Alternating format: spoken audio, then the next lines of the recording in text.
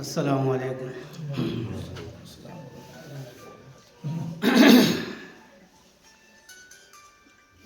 أعوذ بالله من الشيطان الرجيم.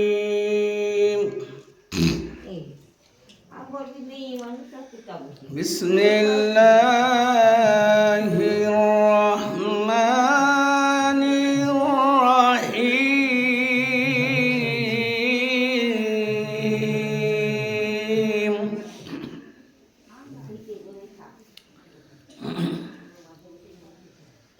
إن الله اشترى من المؤمنين أنفسهم وأموالهم بأن لهم الجنة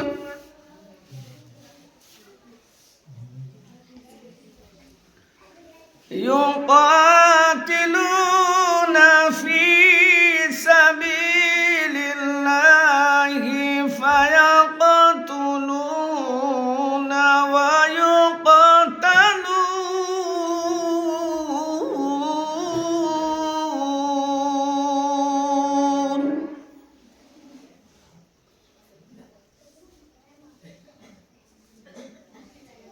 وعدا عليه حقا في التوراة والإنجيل والقرآن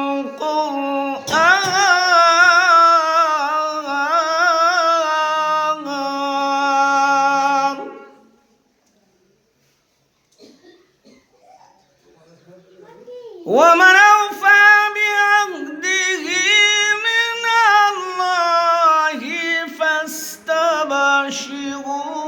ببيعكم الذي بايعتم به وذلك هو الفوز العظيم.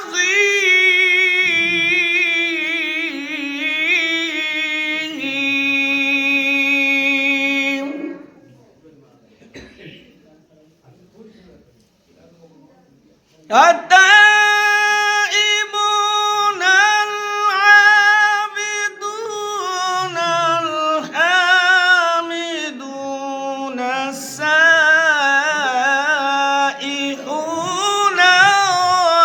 الراكعون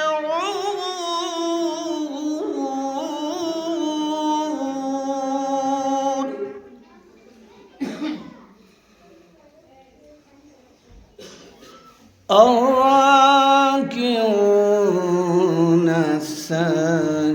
الساجدون الآمرون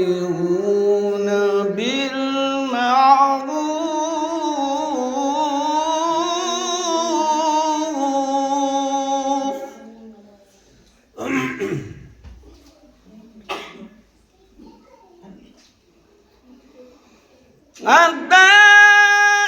التائبون العابدون الحامدون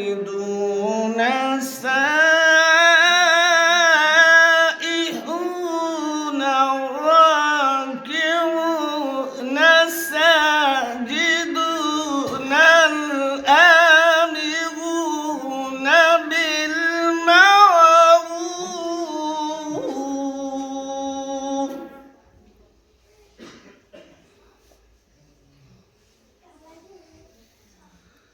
الآمرون بالمعروف والناهون عن المنكر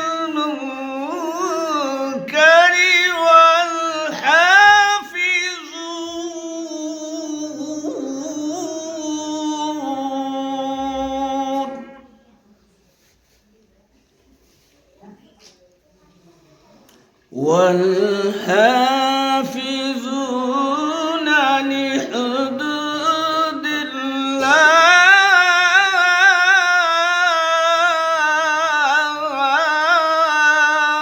الله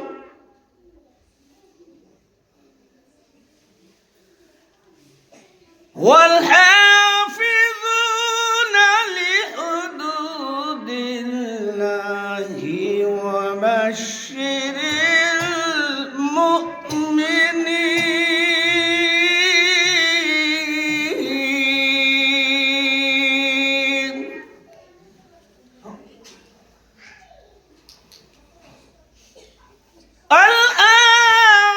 الآمرون بالمعروف والناهون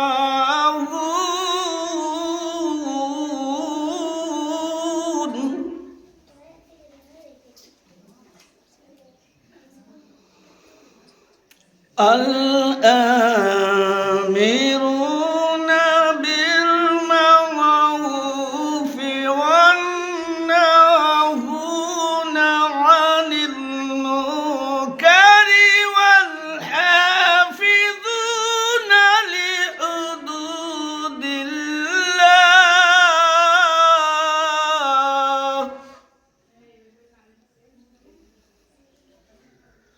وبشر المؤمنين.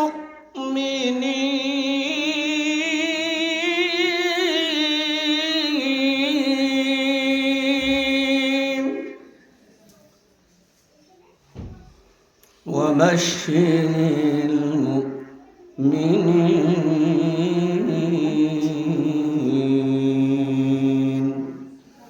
صدق الله العظيم.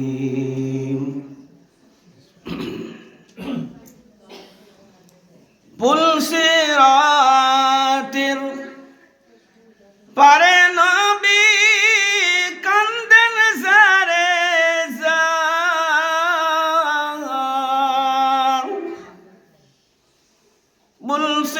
পুলসিরাতের পারে নবী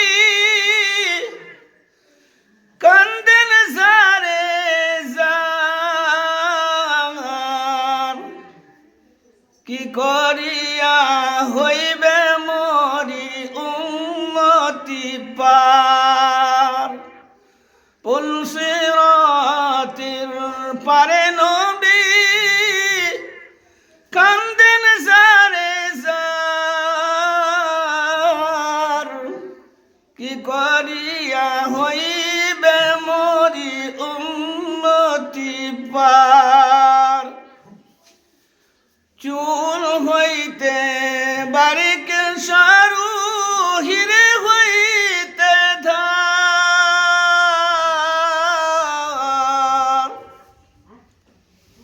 চুল হইতে বারিক সারু হিরে হইতে ধার। কি করিয়া হইবে মরি উম্মতি পার।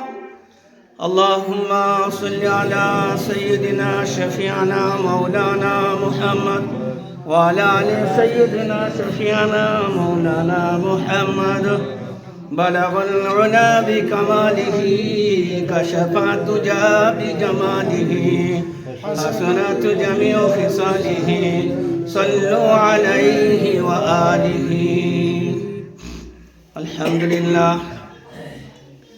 الحمد لله نحمده ونستعينه ونستغفره ونؤمن به ونتوكل عليه ونعوذ بالله من شرور أنفسنا ومن سيئات أعمالنا. من يهده الله فلا مضل له ومن يضلله فلا هادي له. ونشهد أن لا إله إلا الله وحده لا شريك له. ونشهد أن سيدنا ومولانا محمدا عبده ورسوله أرسله بالحق بشيرا ونذيرا. فقد قال الله تبارك وتعالى في كلامه المجيد وفي الفرقانه الحميد. فأعوذ بالله من الشيطان الرجيم. بسم الله الرحمن الرحيم. زين للناس حب الشهوات من النساء والبنين والقناطير المقنطرة من الذهب والفزة والخيل المسومة والأنعام والحرث ذلك متاع الحياة الدنيا والله عنده حسن المآب. وقال سبحانه وتعالى في موضع آخر والذين هاجروا في الله من بعد ما ظلموا لننبئنهم في الدنيا حسنة وفي الآخرة حسنة. وقال سبحانه وتعالى في موضع آخر يا أيها الإنسان ما غرك بربك الكريم الذي خلقك فسواك فعدلك في أي صورة ما شاء ركبك كلا بل تكذبون بالدين وإن عليكم لحافظين كراما كاتبين يعلمون ما تفعلون إن الأبرار لفي نعيم وإن الفجار لفي جحيم. صدق الله العظيم. وقال رسول الله صلى الله عليه وسلم قال كل أمتي يدخلون الجنة إلا من أبى. قال ومن أبى يا رسول الله؟ قال من أطاعني دخل الجنة ومن عصاني فقد أبى أو كما قال عليه الصلاة والتسليم.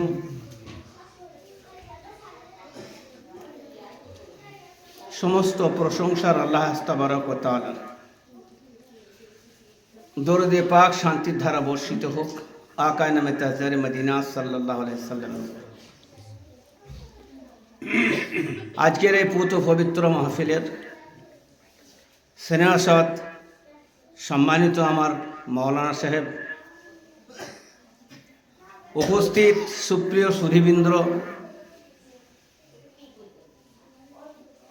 এবং আপনাদের মালসার তালাবায়ে আজিজ, পর্দা নশিনা মা ও বোনেরা, আল্লাহ তাবারক ওয়া তাআলার বিশাল বড় অনুকম্পা, মেহেরবান দয়া যে আজকের এই মজলিসে তালেবে ইলম উপস্থিতি, তালেবে ইলম মজুদ আছে। ওই তালেবে ইলম যাদের জন্যে আল্লাহ সুবহানাহু ওয়া তাআলা রাসূল সুখবর দিয়েছেন, যাদের পদতলে ফেরেশতা পর বিছিয়ে দেওয়ার কথা হাদিস পাকের মধ্যে আল্লাহ সুবহানাহু ওয়া তাআলা রাসূল বারবার শুনিয়েছেন। এবং এটাও বলেছেন, আল্লাহ রাসূল ঘোষণা দিয়েছেন মাইয়ুরিদিল্লাহু খায়রান ইউফাক্কিহু ফিদ্দীন। আমি আল্লাহ, রাসূল বলছেন আমার আল্লাহ যাকে পছন্দ করেন, মাইয়ুরিদিল্লাহ আল্লাহ যাকে চান, আল্লাহ যাকে পছন্দ করেন, খায়রান ইউফাক্কিহু ফিদ্দীন তাকে দ্বীনের সহি বুঝ দান করেন। দ্বীনের সহি বুঝ দান করা সারা পৃথিবীর সম্পদ, আর ইলমে দ্বীনের সহি বুঝ দান করা তার ধারে পাশে লাগে না। কোনো সেরকম ভাষা নেই, কোনো সেরকম দৃষ্টান্ত বা উদাহরণ নেই যে সেটা বোঝানো যাবে। সেই জন্যে এক কথায় ভালো ভাষা নেই। এর মর্যাদা হয়তো আপনার বাড়ি থেকে মুষ্টির চাল তুলেন, মাসের শিক্ষক মহাশয়রা পাঠান, বা আপনি কিছু সহযোগিতা করেন মাসে চালাবার ক্ষেত্রে, বশত আপনি ভাবতে পারেন হেয় প্রতিপূর্ণ করতে পারেন, কিন্তু আদৌ এটা আমার স্নেহের মৌলানা গুরুত্বপূর্ণ একটা ভাইটাল কথা বলছিলেন, যেটা মৌলানার কথায় আমরাও কিছু উপকৃত হলাম, শিখলাম। যে জানাজা নামাজ পড়ার যে বিষয়টা বলছিলেন, বরং সব কথাগুলি খুব ভালো লাগছিল। ভাই মেয়ে ছেলেরা যারা বাড়িতে আছেন চেঁচামেচি না করবেন, ভাই একটুখানি অল্প সময় তো একটুখানি। তামাশার যে সমস্ত ছেলেরা এই মজলিসে থাকছেন, সে মজলিসের কত গুরুত্ব আল্লাহ ছাড়া কেউ জানে না। যার কারণে হলো ফেরেশতা মাসুম হয়, জানেন, বেগুনাহ, তারা পর বিছিয়ে দেয়। আর আল্লাহ রসুল আরেকটি হাদিসে বলেছেন, খায়রুকুম মান তাআল্লামাল কোরআন ওয়া আল্লামাহ। হযরত আবু হুরায়রা রাদিয়াল্লাহু তাআলা আনহু থেকে রওয়ায়াত, খায়রুকুম মান তাআল্লামাল কোরআন ওয়া আল্লামাহ। तुम्हें सबसे बेहतर वो शख्स है जो कुरान सीखा और दूसरों को सिखाए। তোমাদের মধ্যে ভালো ব্যক্তি ওই যে কোরআন নিজে শেখেন এবং অপরকে শিখান। পৃথিবীর বুকে অনেক শিক্ষা আছে, পৃথিবীর বুকে অনেক শিক্ষা আছে যেগুলো আমরা আপনারা সবাই জানি। সেই শিক্ষাগুলো আর আজকের এই শিক্ষা, তার সাথে কোনোদিন মোকাবেলা হবে না। এই জন্য আল্লাহ রসুল বলেছেন যে তোমাদের মধ্যে সব থেকে ভালো ব্যক্তিকে, যে কোরআন নিজে শেখেন এবং অপরকে শিক্ষা দেন। পৃথিবীর ভালো ব্যক্তি, এখানে পয়সার সাথে কম্পেয়ার হবে না, এখানে উপার্জনের সাথে কম্পেয়ার হবে না। দ্বিতীয় হলো, যে জায়গায় এই স্থান হয় সেই স্থান সারা পৃথিবীর মধ্যে সব থেকে ভালো স্থান হবে। কারণ কিয়ামতের দিনে আল্লাহ তাআলা কাছে সবাই সাক্ষী দেবে যে জমিনের উপর গুনাহ করা হবে, সে জমিনও আপনার বিরুদ্ধে নালিশ করবে। কবরে পৌঁছার দেরি আছে, অপেক্ষমান, যে আমার পৃষ্ঠদেশে তোমরা আচরণ করেছিলে আর গুনাহ করেছিলে, তার বদলা আমি কবর তৈরি আছি। পক্ষান্তরে যে জমিনের পৃষ্ঠদেশে, যেখানে ভূমণ্ডলে কোরআন পাকের তেলাওয়াত সব থেকে বড় জিকির, যেখানে যে জায়গায় হয় সে জায়গা কিয়ামত পর্যন্ত আপনার জন্যে সৌভাগ্যের কারণ, এবং ওই জায়গা আপনাকে সাক্ষী দেবে আপনার হয়ে যে আমার পৃষ্ঠদেশে কোরআন পাঠ করা হয়েছে। যে ছেলে পড়েছে তার সৌভাগ্য, তার 14 বর্ষের সৌভাগ্য হবে। যদি কোনো গ্রামে, যেমন আপনাদের গ্রামে প্রতিষ্ঠিত করা হয় দিনের মাদ্রাসা, যে ভূমি যা জায়গা দিয়েছেন সে কিয়ামত পর্যন্ত উপকৃত হবে। এবং এইভাবে যারা দিনের সহযোগিতা, সহানুভূতি যে কোনোভাবে করবেন, তিনাদের সবাইকে আল্লাহ তাআলা এর বদলা দেবেন। সেই কারণে আজকে আমাদের কাছ থেকে ইলমে দ্বীন একটা কারণে উঠে যাচ্ছে, আর সেটা ধ্রুব সত্য, বিশ্বনবীর কথা, যে কিয়ামতের কাছাকাছি সময়ে ইলমে দ্বীন আপনার আস্তে আস্তে উঠে যাবে। তার কারণ হলো, আমরা ইলমে দ্বীন শেখাবো না আমাদের ছেলেদেরকে। ইলমে দ্বীন না শেখার কারণে আমার স্নেহের মহান সাহেব বলছিলেন, সব চুপি চুপি কারবার, তো ওটা তো জোরে পড়া হয় না। জানাজার নামে দাঁড়িয়ে যদি ইমাম সাহেব বলে সব জানাজার নামাজ আজকে দোয়া জোরে জোরে পড়বে, তাহলে দেখা যাবে কেউ আসবে না, ঝামেলায় পাই দেওয়া দরকার নাই, জানি না তো কি আসবো। কিংবা বলা হবে যে একা একা এখানে পাশ হবে, শোনাবে আর যাবে, তুই তবে পড়বো। তো ইমাম সাহেব আবার ভেড়ে দিয়ে না বসা হয়, দোয়া ফোয়া জানা হয়। এমন সন্তান মানুষ করা হলো যে জানাজার নামাজ তো নামাজ নয়, ওই কারণে ওর জওয়ালও নাই, আর ও মোমানিয়াতে আওকাতও নাই যে সময় পড়তে হবে এই সময় পড়তে হবে। রাত 12টা, 1টা, 2টো, 3টে, 4টে, 5টা, 6টা, 7টা, আসরের আগে, আসরের পরে, সূর্য ওঠার আগে, সূর্য ওঠার যখন পড়তে পারে। অনেকজন ফতোয়া দিয়ে দেয় এই সময় জওয়াল টাইমে নামাজ হবে না, জানাতে। আর নামাজ নাকি তো ওটা নামাজ, ওইটা বলে যার মধ্যে কিরাত হবে, রুকু সিজদা হবে। জানাজার নামাজ কিরাত পড়া হয়? কিরাত পড়া হয় না, রুকু হয়, সিজদা হয় না। সুতরাং ওটা নামাজ নয়, ওটা দুআয়ে মাগফিরাত। আর দুআয়ে মাগফিরাত করবে কে? সর্বপ্রথম কে?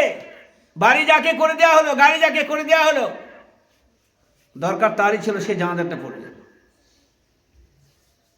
ইমাম সাহেব তো জানাজা পড়ার জন্য আসেন, ইমাম সাহেব শরীক হতে পারে, কিন্তু ইমাম সাহেবও ভেড়ে দেওয়া হয় যে আপনি জানাজা পড়ান, ইমাম সাহেব পড়ান। এটা আমাদের মেহেরবানি, দয়া আমাদের উপর। সন্তানের কর্তব্য হলো যে ছেলে এতটুকু মানুষ করা যেন হয় যে সে যেন মুফতি না হোক, হাফেজ না হোক, যেন বাপ মা দাদা দাদি আত্মীয় স্বজন মরে গেলে নিজের ছেলে যেন জানাজাটা পড়তে পারে। আপনি আমি চালাকি করি কি, আমাদের ছেলেগুলো, গ্রামের বড় লোকের ছেলেগুলো, তাদের ছেলেগুলো কি করবে, দেশ বিদেশে পড়াশোনা করবে। যেমন আমাদের দেশে চলছে মসজিদ ভাঙবি কারা, ওই ছোট জাতির ছেলেগুলো, আর মন্ত্রীদের ছেলে বড় ছেলেগুলো ওরা বিদেশে পড়াশোনা করবে। আর এরকম তোরা মসজিদ ভেঙে দে, দিয়ে আমরা তোদের সাথে আছি, বুঝলেন।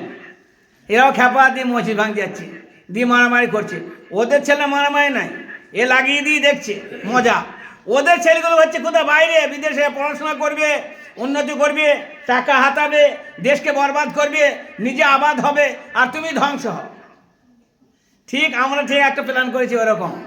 আমাদের এত বড় গ্রাম, আমাদের গ্রামের ছেলেবার মাছ এখান থাকে, আমাদের মাছ করে তৈরি করে দিচ্ছি। ওখানে তো কিছু নাই, মুষ্টির চাল তুলে খায় ওরা।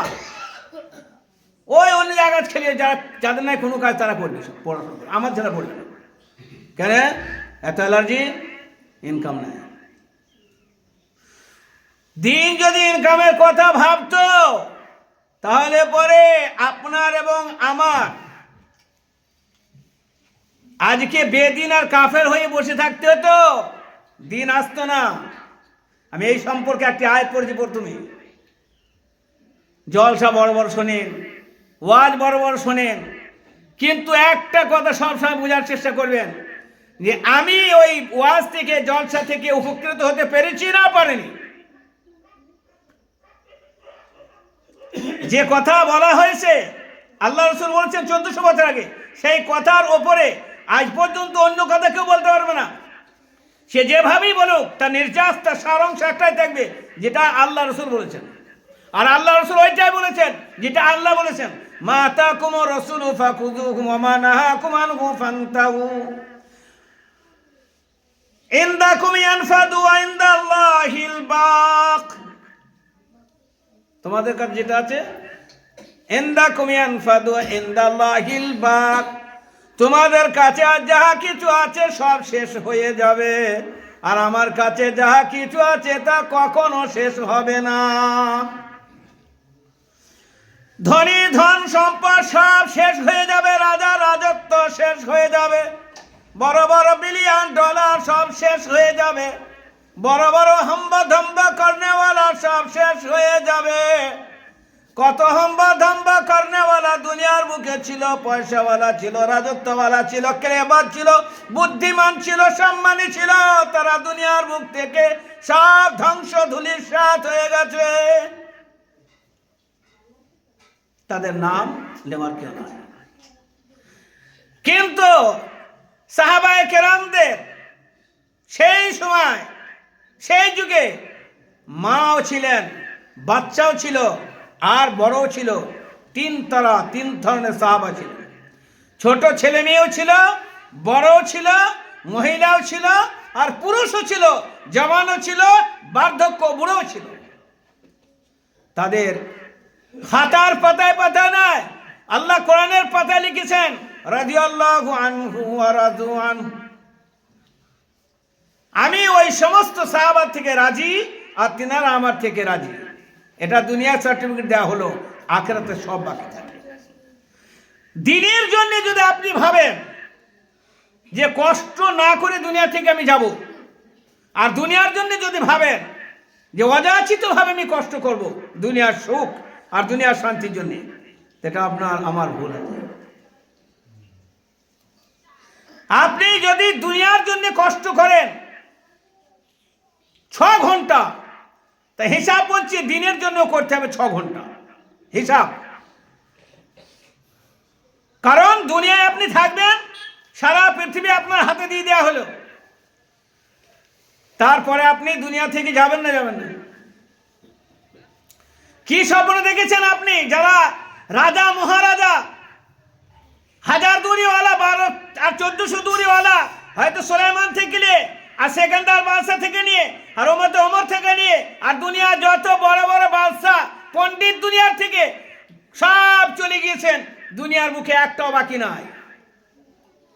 আপনার যদি স্বপ্ন হয় যে আপনি প্রধানমন্ত্রী হবেন, মুখ্যমন্ত্রী হবেন, কোন একটা এমএলএ হবেন, কোন একটা বিশাল বড় সম্পদশালী হবেন, সব হবেন, তারপরে কি হবেন? ইযা জা আজালুহুম লা ইস্তাখিরুনা সাআতাও ওয়া লা ইস্তাকদিমুন। ইন্নাল্লাহা ইনদাহু ইলমুস সাআহ ওয়া ইউনাজ্জিলুল গায়স ওয়া ইয়ালামু মা ফিল আরহাম ওয়া মা তাদরি নাফসুম মাযা তাকসিবু গাদা ওয়া মা তাদরি নাফসুম বিআইয়ি আরদিন তামুত। ইন্নাল্লাহা ইনদাহু ইলমুস সাআহ, আল্লাহ বলেন কিয়ামতের হবে দিন, সেটা সবার জানা আছে, কবে নির্ধারিত ডেট কাউরি জানা নাই। আমি নবী রাসূলকেও সেই খবর দিইনি, কিয়ামত হবার সুসংবাদ আমি দিয়েছি, কিন্তু কবে, কোন তারিখে, কোন ডেটে হবে সেটা আমি কাউকে বলিনি। ইন্নাল্লাহা ইনদাহু ইলমুস সাআহ, ওই ইলমে সাআহ কিয়ামতের যে নির্ধারিত ফিক্স যেদিন ঘটবে সেই দিনটা আমি আল্লাহ ছাড়া কেউ জানে না। ওয়ায়ুনাজিলুল গায়স, বৃষ্টি কবে বর্ষণ হবে, কতটা হবে, কোন জায়গা কি পরিমাণ হবে, লাভ হবে না লোকসান হবে, আমি আল্লাহ জানি, কেউ জানে না।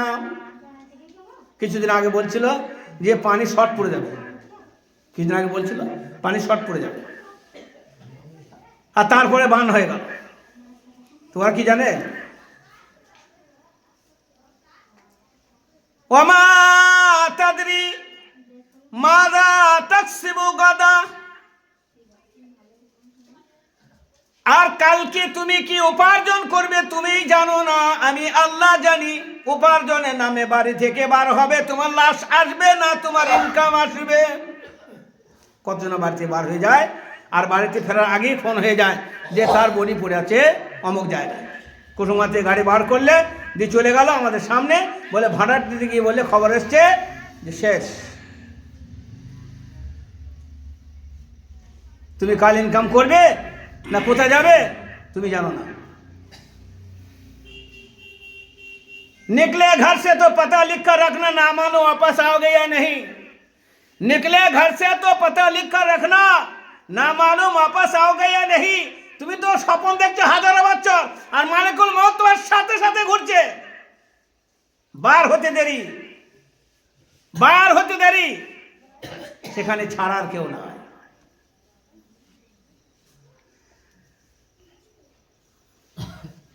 ওয়ামা তাদরি নাফসুম মাযা তাকসিবু গাদা, আগামী কাল তুমি কি ইনকাম করবে তুমি জানো না।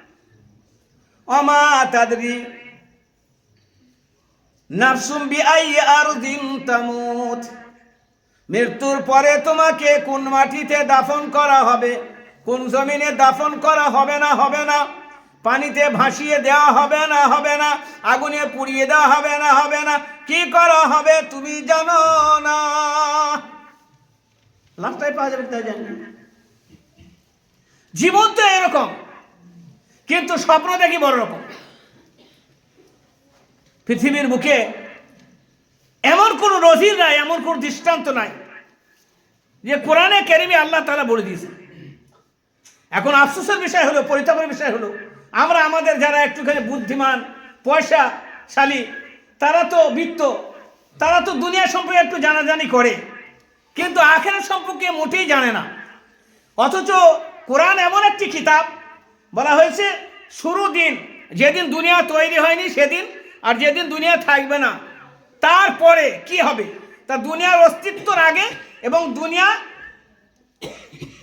শেষ হওয়ার পরে, এর আগে এবং এর পরের সব ঘটনা কোরআন বলে দিয়েছে। হাল আতা আলাল ইনসানি হিনুম মিনাদ দাহরি লাম ইয়াকুন শাইআম মাযকুরা, হাল আতা আলাল ইনসানি হিনুম মিনাদ দাহর লাম ইয়াকুন শাইআম মাযকুরা, ওই দিনটা ওই সময়টা স্মরণ করো যেদিন পৃথিবী ছিল না, তোমাদের কোনো অস্তিত্ব ছিল না।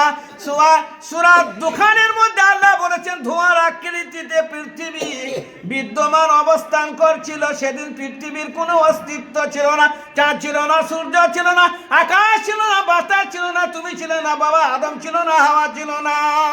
কুল্লু মান আলাইহা ফান ওয়া ইয়াবকা ওয়াজহু রাব্বিকা যুল জালালি ওয়াল ইকরাম। কোন জিনিস ছিল না, আল্লাহ ছিলেন, আল্লাহর অস্তিত্ব ছিল। আর এরপরেও সব শেষ হবে, আর আল্লাহ বাকি থাকবেন, আল্লাহর অস্তিত্ব বাকি থাকবে, আর কেউ থাকবে না। আল্লাহ কেনই বা বাকি থাকবে না? আল্লাহু লা ইলাহা ইল্লা হুয়াল হাইয়ুল কাইয়ুম। আল্লাহ ওই জাত যে সর্বের সর্বা, তিনি সর্বসময় বাকি থাকেন। ওয়াল হাইয়ুল কাইয়ুম, তিনি সর্বসময় জিন্দা থাকবেন, সর্বসময় অটল থাকবেন তার কুদরতে। এটা ভোট দিয়ে কুদরত করা হয়নি, এটা ভোট দিয়ে তাকত করা হয়নি। গাছ হেলে গেলে বাঁশ দিয়ে ঠেস দেয়, ভোটে হেরে গেলে পরে কুত্তার মতো মুখ হয়, এরকম আল্লাহ নয়। আমার আল্লাহ বলছে কাদিমুল জাত ওয়াল সিফাত ওয়াল আউয়াল ওয়াল আখির ওয়াল যাহির ওয়াল বাতিন ওয়া হুয়া আলা কুল্লি শাইইন কাদির। কোন মায়ের নাই কে আল্লাহর অস্তিত্বের উপর হামলা করে তার মৃত্যু অবস্থায় আল্লাহর মৃত্যু নয়। যে বড় বড় পালোয়ানি দেখাবে সে দুনিয়ার মুখ থেকে মৃত্যুকে রুখে দিক, তারপরে দুনিয়া করুক। যদি কারোর শখ থাকে জুলম করা, অত্যাচার করা, অবিচার করা, সে পৃথিবীর মুখ থেকে প্রথম মৃত্যুকে হটিয়ে দিক। সে যেন ভেবে নেয় না যে মৃত্যু আর আসবে না, তাহলে যেমন তাই করুক। আর যদি কেউ ভাবে যে মৃত্যু হবে আর এটাই সত্য বাস্তব, তাহলে তাকে আল্লাহ তার হুকুমের কথার ওপরে জীবন যাপন করতে হবে। বললে হবে না যেমন চলছে চলতে দাও, মৌলবীর কথা শুনবো না, মৌলবীর কথা শুনতে হবে না, কোরআনের কথা শুনুন। আর কোরআনের কথা শুনতে ভালো না লাগে তাহলে পরে তৈরি হয়ে থাকুন। ওয়ালাকাদ যারানা লিজাহান্নামা কাসীরাম মিনাল জিন্নি ওয়াল ইনস। ওয়ালাকাদ যারানা, আল্লাহ তাবারক তাআলা বলেন ওয়ালাকাদ যারানা লিজাহান্নামা কাসীরাম মিনাল জিন্নি ওয়াল ইনস। আমি জাহান্নাম তৈরি করেছি, তাদের মাথার চুল ধরে টানতে টানতে, তাদের মুখ মাটিতে ঘষাতে ঘষাতে জাহান্নামে আমি নিক্ষেপ করিব। আল্লাহ কেন? কাদের? মানুষদের।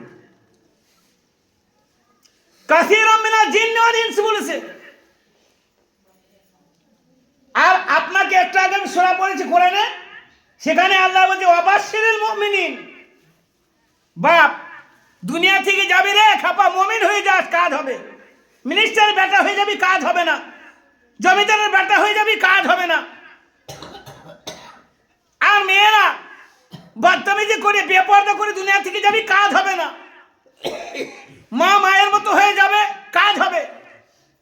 ইসলামের আওতা থেকে মা বাপ বোন বেটা ভাই চাচতো আসতো এদেশ সেদেশ বিদেশ সবাই মিলে ইসলামের আওতায় থেকে যাব, কাজ হবে। নতুবা কি হবে? বড় খারাপই হবে। কোরআন বলেছে যে মুমিনদের জন্য নয়, কামিয়াব হলে মুমিনরা। কোরআনে যতবার আর যেখানে বলেছে সুখবর হলে মুমিনদের জন্য। সুখবর কাদের জন্য? ওয়াবাশশিরিল মুমিনিন। শুধু সুখবর মুমিনদের। মুমিনের সিফাত কি? মুমিন হলে ও মাতা কুমুর রাসূলু ফাখুযুহুম ওয়া মা নাহাকুম আনহু ফান্তাহু। মুমিন কাকে বলে? মুমিনের বৈশিষ্ট্য কি? মুমিন হলে ওরা যারা মা আতা কুমুর রাসূল ফাখুযু, যেটা তোমার রাসূল বলেছেন করার জন্য সেটা তারা করে। ওমা নাহাকুম আনহু ফান্তাহু, যেটা রাসূল মানা করেছেন এটা করো না বাবা, সেটা সে করে না। মা আতাকুম রাসূলু ফাখুযুহুম ওমা নাহাকুম আনহু ফান্তাহু, যেটা রাসূল করতে বলেছেন সেটা করে, যেটা করতে মানা করেছেন সেটা করে না। করাটাও হলো ঈমান আর ছাড়াটাও হলো ঈমান। আল্লাহ রসুলের আদেশ এবং নিষেধ যে মেনে চলবে সে মুমিন হবে। আর মুমিনের জন্য আল্লাহ বললেন ওয়াবাশশিরিল মুমিনিন। সুসংবাদ কার জন্য? মুমিনদের জন্য। সুসংবাদ কার জন্য? মুমিনদের জন্য। সে মুমিনাতের জন্য, মুসলমান মেয়েদের জন্য, মুসলমান পুরুষদের জন্য। আর কোরআন এখনই আমি যে আয়াত পড়লাম সে আয়াতে কি বলছেন আল্লাহ সুবহানাহু ওয়া তাআলা? কে ওয়ালাকাদ যারআনা লিজাহান্নামা কাসীরাম মিনাল জিন্নি ওয়াল ইনস। ওয়ালাকাদ যারআনা লিজাহান্নামা কাসীরাম মিনাল জিন্নি ওয়াল ইনস। আমি মাথার চুল ধরে অর্ধমুখী করে ঘষতে ঘষতে জাহান্নামে ফেলে দেব। কাদের? মানুষদের আর জিনদের। এখানে মানুষ বলার মানে কি জানেন? এখানে মানুষ বলে মানে হলো শুধু মুসলমান নয়, যারা দাদাগিরি দেখাচ্ছে, বাবাগিরি দেখাচ্ছে, তাদের তো ঠিকানা হবেই হবে। সেই মুসলমানদের সাথে, মুমিনদের সাথে কোনোদিন মিল হবে না। যেমন ধান আর আগ্রার ধান দেখতে একরকম লাগে না, লাগে না? আরে রাশির ওপর যা ধান একসাথে থাকে, আগ্রার ধান বেশ মিলেমিশে কেমন থাকে বলুন দেখিনি? এত সুন্দর মিলেমিশে থাকে, মনে হয় এরা যেন একদম নিজের মায়ের পেটের ভাই। একই শিশি আগ্রার, একই শিশি ধান, কি সুন্দর মিল! একই শিশি ধান আর একই শিশি আগ্রা। ও মনে করছে এইভাবেই দিন আমার যাবে। কেমন ভাবে? যেমন আজকে লেগে আছে একসাথে, তারপরে কাটা হলো তাও একসাথে, তারপরে পাটা এলো তাও একসাথে, মেশিনে কেটে যখন রাশি গাদা হলো তাও একসাথে। বলছে এইভাবেই আমার দিন যাবে। আল্লাহ বলছে ও বাপ, তুই এইভাবে যাবি না রে। নামাজ জীবনে পড়িনি, জানাজার পড়ার আগে গিয়ে দেখছি যখন লাশ শুয়ে দিয়েছে মাথায় টুপি দিয়ে দিয়েছে। আমি অনেকজন দেখেছি, আমার ভাই এখানে বলছিলেন, স্নেহের ভাই আমার, যে দাড়িটা তো দিতে পারে না, নাহলে দাড়িটাও লাগিয়ে দিত, বুঝলেন? টুপি দেওয়ার মানে কি? টুপি পরানো হচ্ছে কাকে? আল্লাহকে। আল্লাহ টুপি পরে? আল্লাহকে টুপি আছে। আল্লাহ বলছেন আমাকে টুপি পরতে পারবি না। আমাকে টুপি পরবে কেন? মরা মাছে, মরা গরুতে ঘাস খায় না, আর মানুষ মরে গেলে শরীরে সব আকাম শেষ, তা টুপিটা কিসের জন্য? যখন বেঁচে ছিল তখন মসজিদে ভেতর টুপি ধার করতো, আর এখন মরে গিয়েছে নিজের টুপি মাথায় দিয়ে দিচ্ছে। এখন আর টুপির কাজ আছে? এখন কি করবো? আল্লাহ বলছে এখানে ভণ্ডামি করলে কোন কাজ হবে? এখন টুপি কানে জুব্বা পরে দিয়ে, টুপি পরে দিয়ে, নকল দাড়ি রাখিয়ে দিয়ে কিচ্ছু কাজ হবে না। কারণ মান আমিলা সালিহান মিন যাকারিন আও উনসা ফালানুহইয়ান্নাহু হায়াতান তাইয়্যিবা। যে নেক আমল করবে তার কাজে আসবে, আর নেক আমল না করে ভণ্ডামি করলে কোনোটাই কাজে আসবে না। প্রত্যেকদিন 4টি করে গরু পেরে দাও, নামাজ না পড়ে গেলে গরু তো পার করতে পারবে না। তার আল্লাহ বলছেন মুমিনরা শুনে রেখে দিক, যে যারা দুনিয়ার মুখে মুমিন হবে তাদের কামিয়াবির কথা, মুসলমানদের জাহান্নাম আছে। আর যারা মুসলমান নয়, বরং মুসলমানদের সব সময় ভাঁজ দেওয়ার চেষ্টা করছে, তাদের তো আছেই। তা আল্লাহ বলছেন ওয়ালাকাদ দারানা লি জাহান্নামা কাসীরাম মিনাল জিন্নি ওয়াল ইনস। কাল কিয়ামতের দিনে যারা আজকে গায়ে চাদর দিয়ে ঘুরে বেড়ায়, মসজিদে আযান শুনতে পায় না, নিজের নফসের ওপর জুলম করে, সে বোঝে না, গাস্ত করলে পরে সাড়া দেয় না, তবলিগের কথাও সাড়া দেয় না, ওয়াজের কথাও সাড়া দেয় না, কোনো কথা মানে না, আমি আল্লাহ তাদের জাহান্নামে নিক্ষেপ করব, মাথার চুল ধরে অর্ধমুখী করে ঘষতে ঘষতে যাবে, জাহান্নামে ফেলে দেব। তা আল্লাহ নিজেই বলছে কারণটা কি, ফেলবো কেন? ওর সাথে কি দুশমনী আছে? তা বলে লাহুম কুলুবুন লা ইয়াফকাহুনা বিহা। তাদের প্রথম কথা হলো ওয়ালাহুম আযানুন লা ইয়াসমাউনা বিহা। তাদের দুটো কান দিয়েছিলাম। তা কান কি দিয়েছিলাম তোমাকে? আমি শুধু দুনিয়ার কাজ করার জন্য? আমি তো কালা করিনি। তো কানের দুটো ভাগ আছে, তোমার কাজটাও চালাবে, আমারটাও চালাবে। জমি চাষ করবে, লেখাপড়া শিখবে, দেশ বিদেশ যাবে, কথা কানে শুনবে, ফোন করবে, মোবাইল করবে, সব কিছু করবে। আর আজান দিলে পরে কালা সাজবে না, আজান দিয়ে সারা দেবে, কোরআন পড়ার সময় সারা দেবে, দিনের দাওয়াত এলে সারা দেবে, যেমন সাহাবা সারা দিয়েছে। যদি না সারা দেয় তা বলছে ওরা সারা দিইনি। লাহু আযানুন লা ইয়াসমাউনা বিহা, আযান দিয়েছিল কিন্তু সারা দিইনি। ওয়ালাহুম আয়ুনুন লা ইউবসিরুনা বিহা, চোখ দিয়েছিলাম, সব দেখেছিল কিন্তু কোরআন পড়ে দেখিনি, হালালটা দেখিনি, হারামটা দেখিনি। দেখার জন্য দৃষ্টি দিয়েছিলাম, ওই দৃষ্টি শক্তি কাজে লাগাইনি, পেপার পড়ে করে গাদা করেছে। একটা লোক আছে জানেন, তারা আবার বলে আমরা শহরের লোক, বুদ্ধিমান। আমি তো ওদের থেকে খেপা দুটো দেখতে পাচ্ছি না। আল্লাহ খেপা বললে আমি তো বলতে পারি, আর আল্লাহ বলা বলেই বলছি। খবরের কাগজ পড়ে সকালবেলা হলে পড়ে, তিনটি চারটি খবরের কাগজ না পড়লে ওর ঘুম আসে না। ও বেটা ইংলিশ আনলে ইংলিশটা আগে পড়বে, টাইম অফ ইন্ডিয়াটা আগে পড়বে, তারপর আনন্দবাজার পড়বে, ওর কবরে নিরানন্দ হবে, তারপরে আবার কলম পেন ফেন যা আছে সব রকম পড়ে ওর জানটা শান্তি হবে।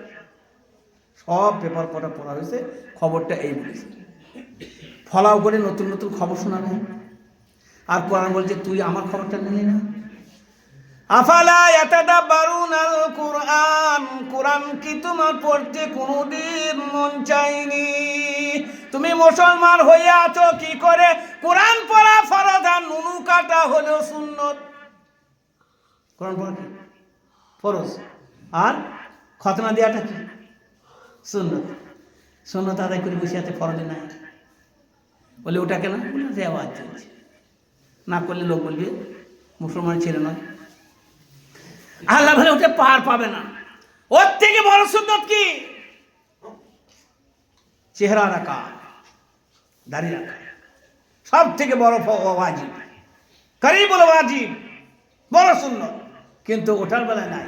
আর ছেলে পেলে কচি ছেলে ওকে ধরে খতনা দিয়ে দিলেন। আমরা ইনসাফ করছি মা বাবা।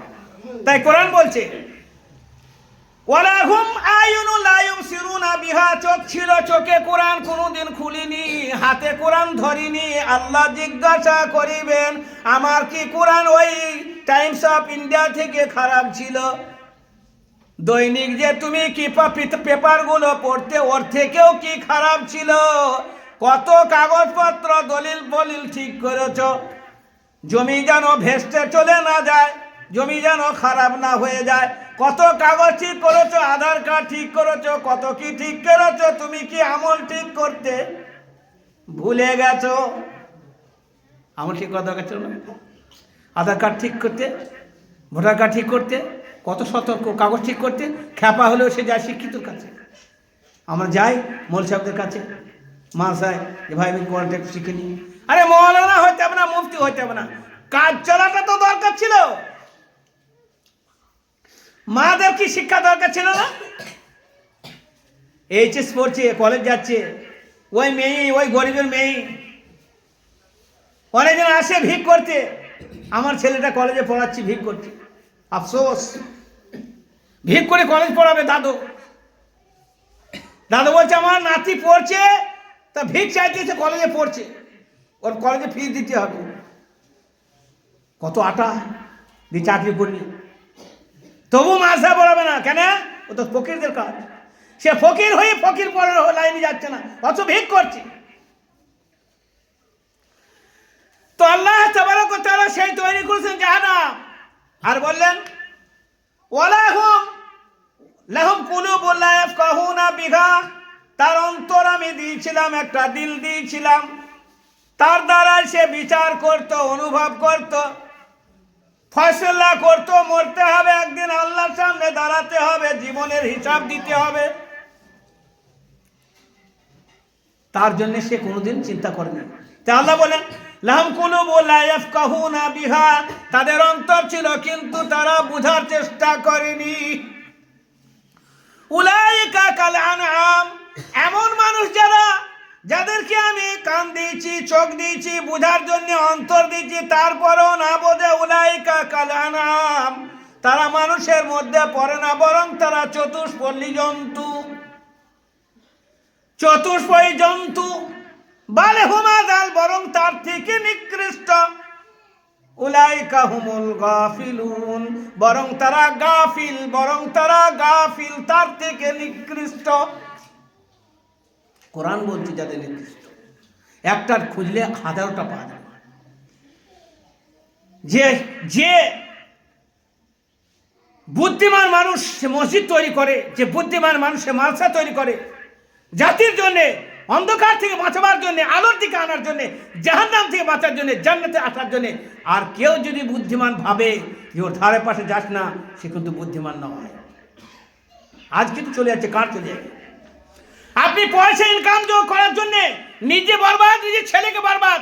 আপনি পয়সা ইনকাম করার জন্য নিজের দিন থেকে দূরে, নিজের সন্তানদের দিন থেকে দূরে। আপনার থেকে জালিম আর আপনার থেকে অবিচার করেওয়ালা কেউ নয়, যে নিজের পুত্রকে, নিজের পুত্রবধূকে, নিজের বেটিকে নিজের সন্তানকে দিন থেকে দূরে রেখে দেয়। হারুন রশিদ হুজুর পাক সাল্লাল্লাহু আলাইহি ওয়াসাল্লামের বংশধর, জানেন? হারুন রশিদ হুজুর পাক সাল্লাল্লাহু আলাইহি ওয়াসাল্লামের বংশধর, আর বিশাল বংশধর মানে যেমন তেমন নয়। হারুন রশিদ ছেলে মামুন রশিদ। হারুন রশিদ বাদশাহী করতো, এত বড় বাদশাহ যে রাজত্ব করার যখন থেকে রাজত্ব করতে লেগেছেন, প্রত্যেক দিন 100 রাকাত করে উনি তাহাজ্জুদ পড়তেন, নফল নামাজ। তাহাজ্জুদের মধ্যে 100 রাকাত পড়া অত সহজ জিনিস নয়, হাজারো রাকাত আছে। তা হারুন রশিদ এমন একটা বাদশাহ ছিলেন, হুজুর পাক সাল্লাল্লাহু আলাইহি ওয়াসাল্লামের বংশধর, যে বছর হজ করতে যেতেন তা 300টা করে আলেম সঙ্গে করে নিয়ে যেতেন এবং তাদের পরিবারের সবাইকে নিয়ে গিয়ে হজ করে আনতেন। লোকটা কত বড় নেককার আপনি চিন্তা করুন। এবং যে বছর হজ করতে যেত না, জিহাদ ফি সাবিলিল্লাহ করতে যেত, তা ওই লোকদের সাথে নিজেও জিহাদ করতে যেতেন, আর তাদের সঙ্গে ওই রকম জিহাদের ময়দানে গিয়েও সে দিনের কাজ করতেন, বসে ভাত খায়নি। কত বড় রাজত্ব! তো এরকম রাজত্ব করছেন। তা হারুন রশিদের একটা ছেলে ছিল, বুঝলেন? আমাদের ছেলে আছে, তা বাদশার ছেলে, সে যেমন তেমন ছেলে নয়। তা বাদশার ছেলে মাথায় একটা লুঙ্গি জড়িয়ে, আপনার মাথায় লুঙ্গি জড়িয়ে বাদশার ছেলে আপনার আসছে কোথায়? রাজ দরবারে। তা রাজ দরবারে যখন বাদশার ছেলে এসেছে, তা ওজির ফজির সবাই দেখছে যে বাদশার ছেলে মধ্যে মধ্যে আসে, তো ওই রকম কাছে বসে আছে মাথায় লুঙ্গি দিয়ে, আর একটা যেমন তেমন জামা।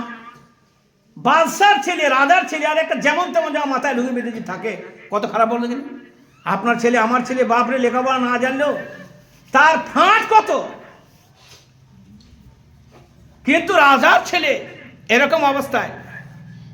তা উজিররা বলছে রাজাকে যে রাজা মশাই, আপনার ছেলে আপনার সম্মানটা বিলীন করে দেবে, শেষ করে দেবে। বল কারণ? বললে দেখছেন না আপনার দেশ বিদেশে কত বড় বড় লোক আসেন আপনার কাছে, আর আপনি একটা রাজা, আপনি একটা বাদশাহ, ওয়াক্তের এত বড় একটা বাদশার ছেলে এরকম ভাবে অশ্লীল পোশাক পরে আসে, আপনি তাকে একটু বোঝাতে পারেন না? আপনার মান মর্যাদা কিছু থাকবে? মানে ঠিক বলেছে, কথা ঠিক বটে, একটু ভালো পোশাক পরা দরকার। তা বাদশাহ বাড়িতে একাকি বলছে, ছেলেকে ডেকে বলছে, বাপ শোনো দিকে, বলি তুমি কি আমার একদম সম্মানটা কি নষ্ট করে দেবে? বলে কেন? কি সম্মান নষ্ট হয়েছে আব্বা? তা বলে মানে রাজার ছেলে, তুমি নিজে কিছু বোঝো না, তোমার তো সেন্স বলে কোনো জিনিস নাই, তুমি মাথায় লুঙ্গি জড়িয়ে আমার রাজদারে বসো, আর একটু ভালো পোশাক পরো, তুমি বোঝো নিজেকে। তাহলে আব্বা অসুবিধা হচ্ছে নাকি? তা অসুবিধা মানে বিশাল অসুবিধা। তা ওই ছেলে বলছে, আব্বা যদি অসুবিধা হয় তা সেটা আমায় বলুন, ব্যবস্থা করছে। পাশে একটা পাখি ছিল, বুঝলেন? তা পাখিটাকে ডাকছি ছেলে, পাখিটা বলে, পাখি তুমি আমার হাতে চলে এসো।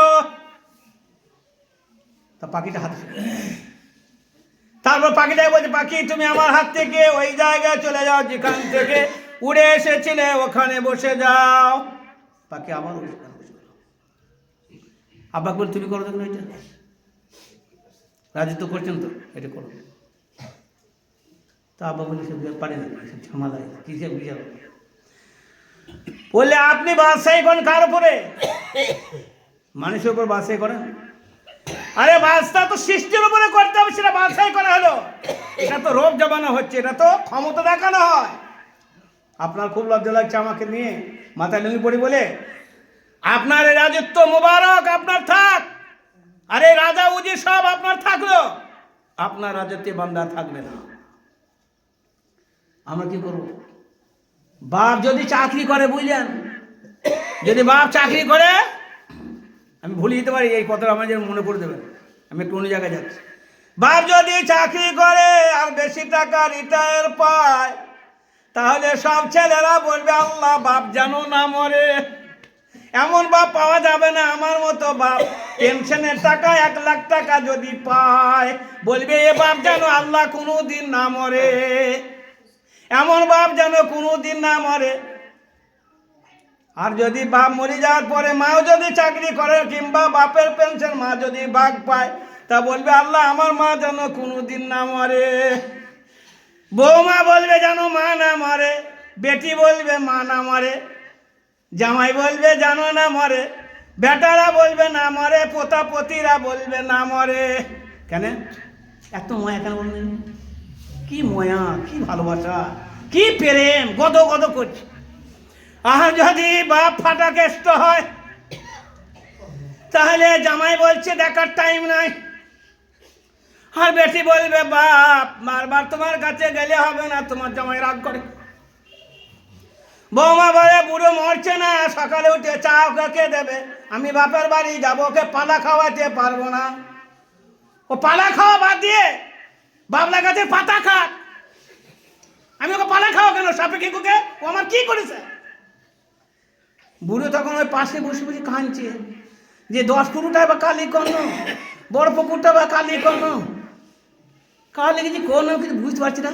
বেটা দেবে তুমি কি বাড়ি থেকে ঘাটের কাজে করো সব সময়? যখন আসি তোমার বৌমা শিকায়ত করে তোমার কি ঘাটের কাজে করছে। বলছি তাই বুঝি আমি ঘাটের কাজে করছি? বলছি হ্যাঁ।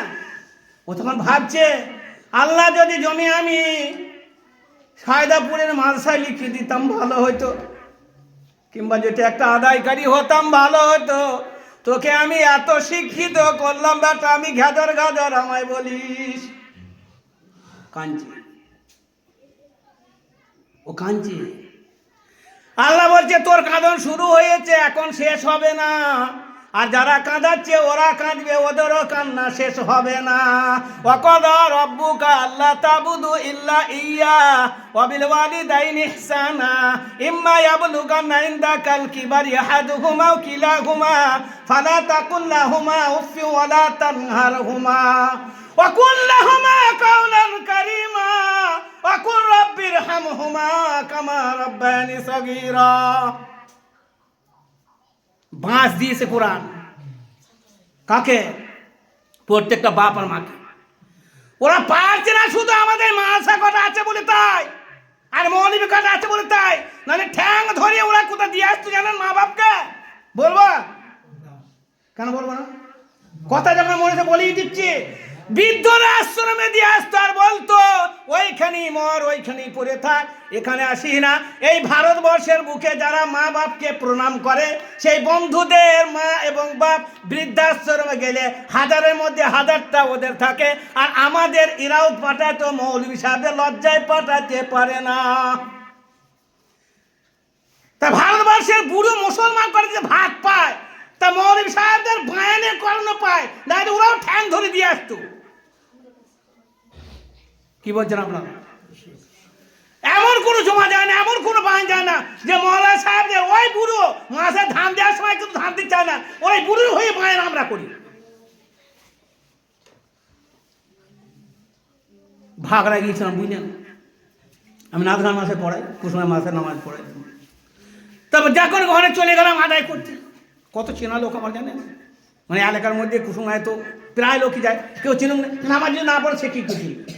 একজন একটা কুসুমায় লোক আমি বলছি সালাম আলাইকুম, ভালো আছে? হ্যাঁ। বলছি আপনার কোথাও বাড়ি? আমার কী জানি আমার কোথাও বাড়ি, আমি তো বলতে পারবো। তোমার কোথাও বাড়ি? না আমার বাড়ি কুসুমা। আমার বাড়ি কুসুমা। বলছো আপনাকে দেখে না, আমি তো তোমায় দেখে। তো তুমি মসি আসো কি? তা বলে না, তুমি আমায় কোন দেখতে হবে? তুমি মসজিদে আসো না, ফেরেশতা বলবে তুমি যখন মসজিদে আসো না তো জান্নাতে আসো না, দূর হয় এখান থেকে। তবে আমি দোকান দূর হবে না, তুমি বাপ দূর হবে, তুই তোর বাপ সবাই দূর হবে, কারণ তুমি মসজিদে আসি তুই জানতে পারবি কিনা? মসজিদ মানে তো জান্নাত। একটা বিশাল বড় মোড়ায়, বিশাল বড় 50 কাউন্ট খড়, 10টা বাকুড়ি দিয়ে যখন মরে গেল, মল সাহেব আমার বাপে জানাজার পড়বে, বাকুড়ি শেষ, বাকুড়ি শেষ হয়ে গেল। বৃদ্ধাশ্রমে পাঠাচ্ছ, এই সায়দাপুরি মাদ্রাসা না থাকলে পড়ে। কেন মোল সাহেব বলে দিয়েছে, তোর বাপের চোখে যদি পানি ঝরে তুই জাহান্নামে চলে যাবি, মা যদি চোখের পানি ঝরায় জাহান্নাম চলে যাবি। 36,000 মওলা যদি ডেলি তোর জন্য দোয়া করে তোর কাজ হবে না। আর মা বাপের সাথে আইন চলবে না, যে বেটা মা বাপের সাথে আইন চলিয়েছে দুনিয়ার বুকে জাহান্নামে চলে যাবে, তার জাহান্নাম কোনো মৌলবী বাঁচাতে পারবে না। 4 কথা আল্লাহ বললেন আমার হুকুম মানবি, আর তারপরে যেটা বড় পীর দুনিয়ার বুকে তোকে আর দিল্লি যাচ্ছে, আজমের যাচ্ছে, খুনকাতলা যাচ্ছে, এখানে যাচ্ছে ওখানে যাচ্ছে, এই বাড়িতে বড় পীর নিয়ে মা বাপ পড়ে আছে, গাধা কুদা খা, ওদের পা ধর, ওদের পায়ে চুমু খা, ওদের মাথায় তেল দে, ওদের কাপড় ধুয়ে দে, ওদের খিদমত কর, এখানে জান্নাত পাবি। জনৈক সাহাবী বললেন, ইয়া রাসূলুল্লাহ, ইয়া হাবিবাল্লাহ, আমি জিহাদে যেতে ইচ্ছুক। রসুল বললেন, তোমার বাড়িতে কেউ মা বাপ আছেন নাকি? বললে, হুজুর আমার মা আছেন। রাসূলুল্লাহ বললেন, তোমার জিহাদে যেতে হবে না, মায়ের খিদমত করো, তুমি জিহাদের সওয়াব পেয়ে যাবে। ফের বললে, ইয়া রাসূলুল্লাহ, ইয়া হাবিবাল্লাহ, আমি ইচ্ছুক, আমি জিহাদের ময়দানে যেতে চাই আর শাহাদাতের বরণ করে আমি নিজের জীবনকে ধন্য করতে চাই। রাসূল বললেন, মা যদি থাকে জিহাদের সওয়াব তুমি ঘরে বসে পেয়ে যাবে, মায়ের সেবা করো, তোমাকে জিহাদের ময়দানে যেতে হবে না। একবার ছাড়া তিনবার বললেন। রাসূল ভাই, আমি যা বলি সেটাই করবে, মায়ের কাছে থাকবে, মায়ের সেবা করবে, তুমি জিহাদের ময়দানে যে সওয়াব পেতে মায়ের পদতলে সেই সওয়াবটা পেয়ে যাবে। শাশুড়িকে মা বলছি, আপনি বলছে ওটাও মা, বলুক তার জন্য। চেষে যদি বলক হয় তাকে আবার কি বলছিস তার ঠিক নাই। আর নিজের মাকে তুই আবার এখানে বসে কিন্তু আছিস, বাড়ি পান যা, খাবি না তো খাবি, তার সুবিধা। আরে বাপরে বাপরে, মনে হচ্ছে জেন্টলম্যান। আল্লাহ বলছে, ওয়ালা উফিল লাকুমা, ক্লেশটারি করে কথা বলবে না। উফিল লাকুমা, মা যেন না বলে উফ, ছেলে মানুষকে উফ বলেছে, উফ মানে মানা নয়, শুধু মা উফ বললে হবে। আর আপনি যদি এমন কথা বলেন যে আমার ফুলিয়ে গেল, তা বলে জানবি তোর জাহান্নামটা ফুলিয়ে দেবো তোকে। যত নামাজি পড়ি, যত বড় মৌলবি হোক, কাজ হবে না। বিশ্বনবী সাল্লাল্লাহু আলাইহি সাল্লাম, মা হালিমা আসছিলেন, মসজিদে নববীতে কাঁচা ছিল, তা মাথার পাগড়িটা ছুটি গিয়ে বিছিয়ে দিলেন। আল্লাহ রসুলের মাথার পাগড়ি, যার তার পাগড়ি না, দিয়ে মাকে বসালেন, মায়ের সাথে অনেকক্ষণ কথা বললেন। ওটা দুধ মা, ওটা জন্মগত সূত্রে পেটে ধারণী মা নয়। তারপর উঠে চলে গেলেন। সাহাবারা জিজ্ঞেস করলেন, ইয়া রাসূলুল্লাহ, একটা বৃদ্ধা মেয়ে ছিল এলো, আর তার জন্য আপনার পবিত্র মোবারক এই মাথার পাগড়িটা বিছিয়ে দিলেন এবং ওখানে বসালেন, কে ওই মেয়ে ছেলেটা? বিশ্বনবী বললেন, মা বাপের হুকুক সম্পর্কে তোমাদের জ্ঞান নাই।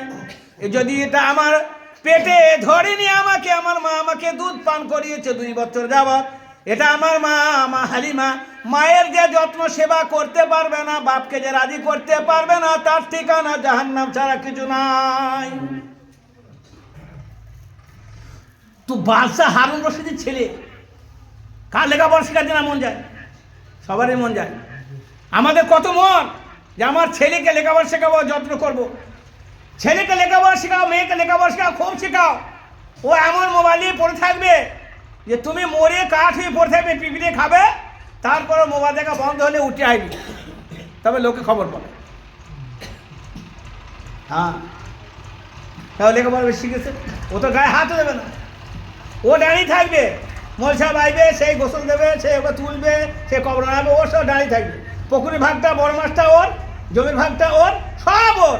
আর এনার ভাগ্যে জুটবে কি? সাবান দিয়ে গোসল করে দাও, কবরে নামিয়ে দাও, পুঁছে দাও, দোয়া করে দাও, সব ফলটি জিনিস সব এনে করবে। আর ও জমি ওর, বাড়ি ওর, ঘর ওর। আল্লাহ দেখতে পাচ্ছে না? আল্লাহ বলছে, তুই জমি জায়গা সব ওকে দিয়ে এলি, আর গোসল করার সময় ইমাম সাহেব, কবর নামবি ইমাম সাহেব, আর দোয়াটা পড়বি ইমাম সাহেব। তা সব ইমামকে দে, বাড়িটা লিখে দে, পুকুরটা লিখে দে, তাই তো ঠিক আছে।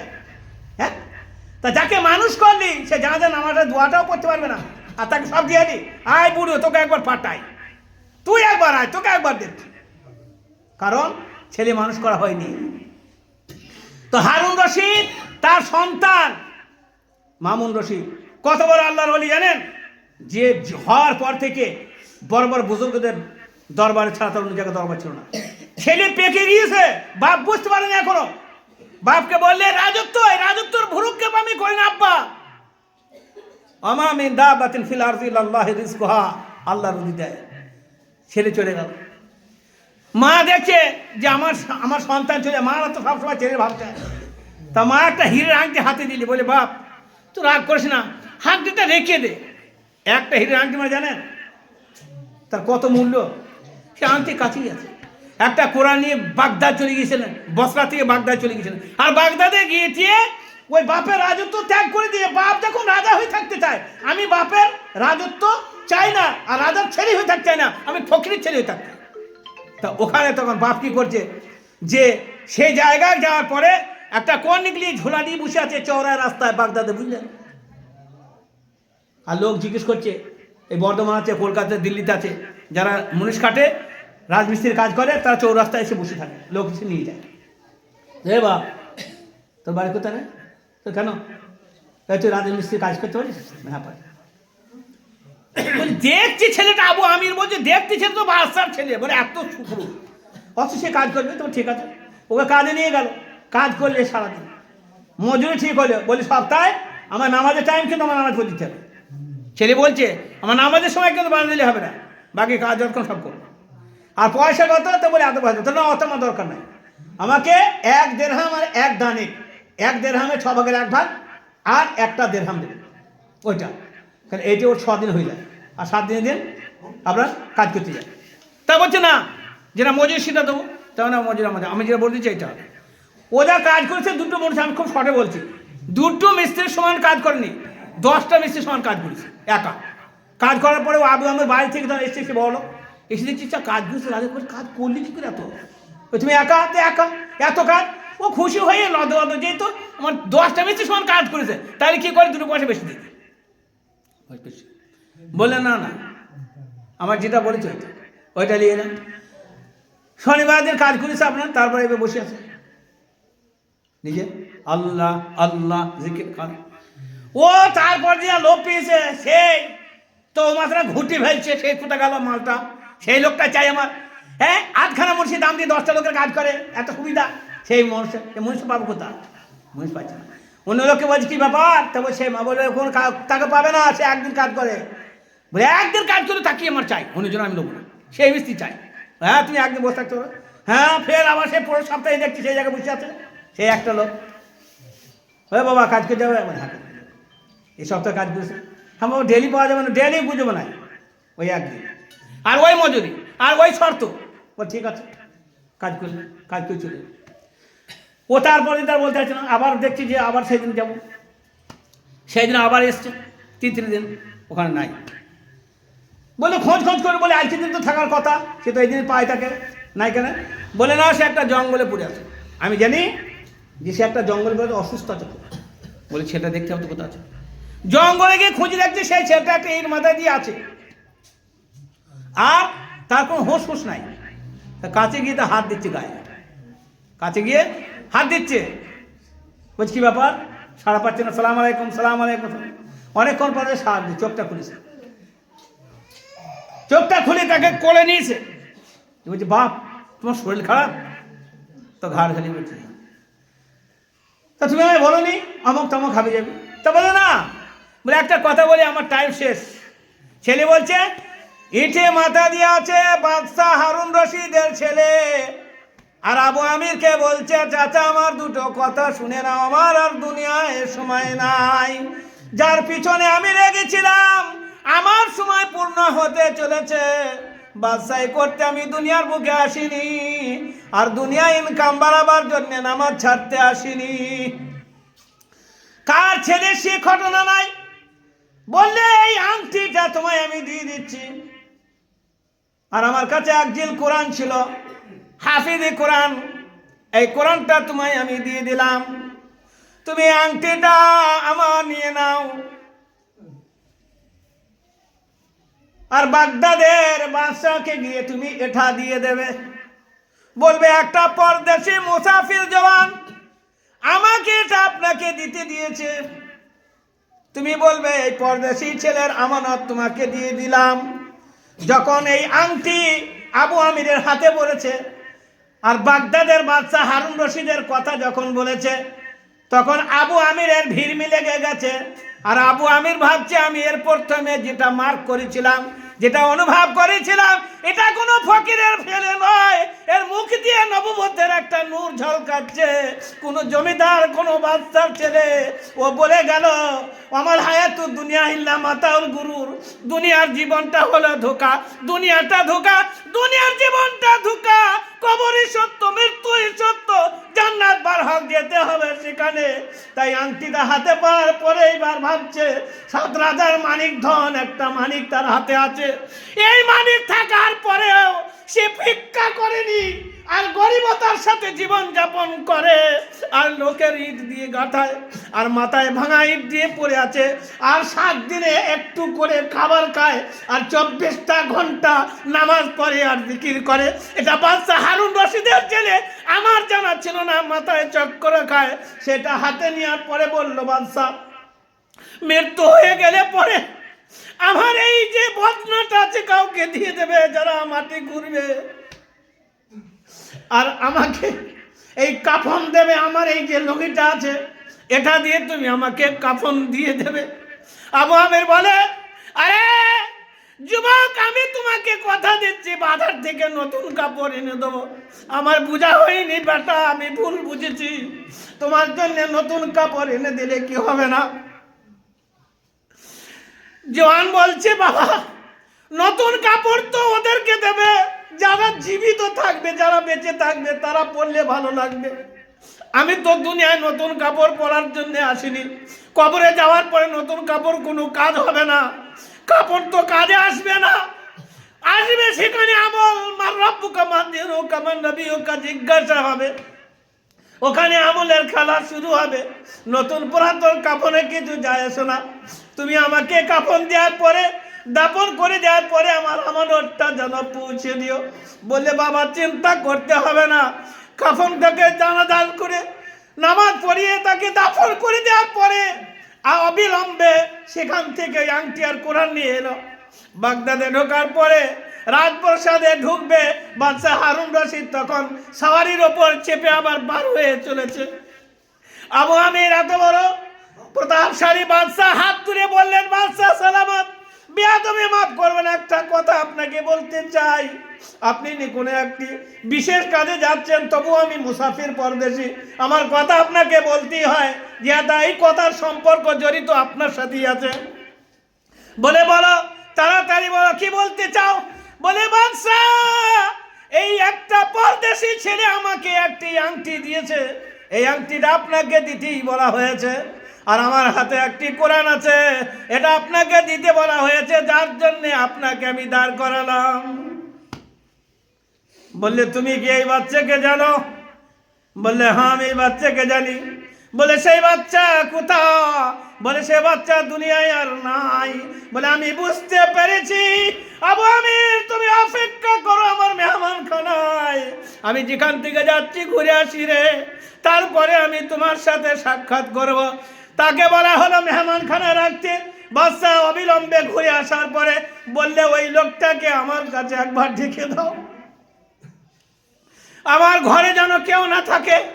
বাদশার কাছে জওয়ান যখন ঘরের ভেতরে এলো, আসার পরে বলছে, আবু আমের, আমার ওই সন্তান কি কাজ করতো আমায় বলতে পারো? বললে, হারুন রশিদ বাদশাহ, আপনার ছেলে চৌরাস্তায় দাঁড়িয়ে থাকতো কন্যিক নিয়ে, আর কাজ করতো রাজের। বললে, তুমিও কি রাজের কাজ করিয়েছো নাকি? বলে, বাদশাহ বেয়াদবি মাফ করবেন, আমি 2 দিন কাজ করেছি। বলে, তুমি কি জানো না এটা আলে রসুল, রসুলের বংশধর, আর তার দ্বারা তুমি রাজের কাজ করিয়েছো? বলে, বাদশাহ বেয়াদবি মাফ করবেন, আমি তাকে বুঝতে পারিনি যে রসুলের আওলাদ, আপনার সন্তান আমি জানি না, ভুলবশত আমি তার দ্বারা কাজ নিয়েছি, আল্লাহর কাছে ক্ষমা চাই, আপনার কাছেও আমি ক্ষমা চাই। বললে, আর কি কাজ করিয়েছো? বলে, আংটিটা আপনাকে দিতে বলেছে, আর কবর আমি নিজে হাতে দিয়েছি। বলে, তুমি কি হাতের দ্বারাতে গোসল দিয়েছিলে? বললে, হ্যাঁ। বলে, তোমার হাতটা আমাকে দাও। বাদশাহ হাতটা নিয়ে চুমু খায় আর মুখে লাগায়, আর বলে, দুনিয়া বেটা তুই আমায় ছোটবেলাতেই শিক্ষা দিয়ে গেলি যে রাজত্বে মজা নাই, দুনিয়ায় মজা নাই। বাপ, দুনিয়া ছাড়তে হবে, যেদিন ফকির হয়ে ছাড়তে হবে। কত বড় রাজা হবে, বাদশাহ হবে, সোনার বাড়ি করবে, কত অট্টালিকা করবে, সব থাকবে পড়ে।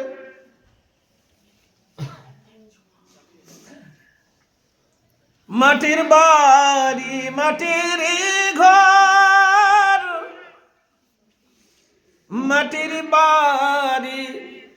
মাটিরই ঘর মাটি হইবে বিছানা,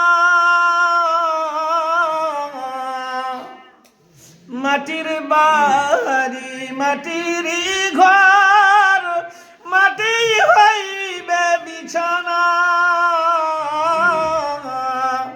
এসেছ একা যাইবে একা, সঙ্গে তো কেউ যাবে না। এমন ঘরে যাইতে হইবে যে ঘরের নাই বিছানা, এমন ঘরে যাইতে হইবে সে ঘরের নাই ঠিকানা। এমন ঘরে যাইতে হইবে যে ঘরে নাই যে সাথী, এমন ঘরে যাইতে হইবে সে ঘরে নাই যে বাতি। আল্লাহুম্মা সাল্লি আলা সাইয়্যিদিনা মাওলানা মুহাম্মদ ওয়া আলা আলি সাইয়্যিদিনা শাফিউনা মাওলানা মুহাম্মদ। বালাগাল উলা বিকামালিহি কাশাফা দুজা বিজামালিহি হাসনাত জামিউ বিসালিহি সাল্লু আলাইহি ওয়া আলিহি।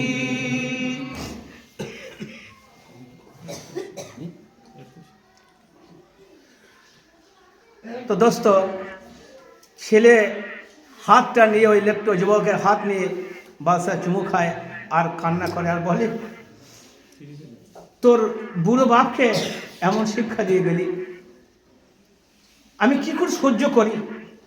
অথচ বাদশাহ আমাদের মতো নয়, বাদশাহ বিশাল বড় ওলি, কিন্তু বাপ যত দরজার ওলি তার থেকে বেশি বা ছেলে যুবক বয়সে চেপে গিয়েছে।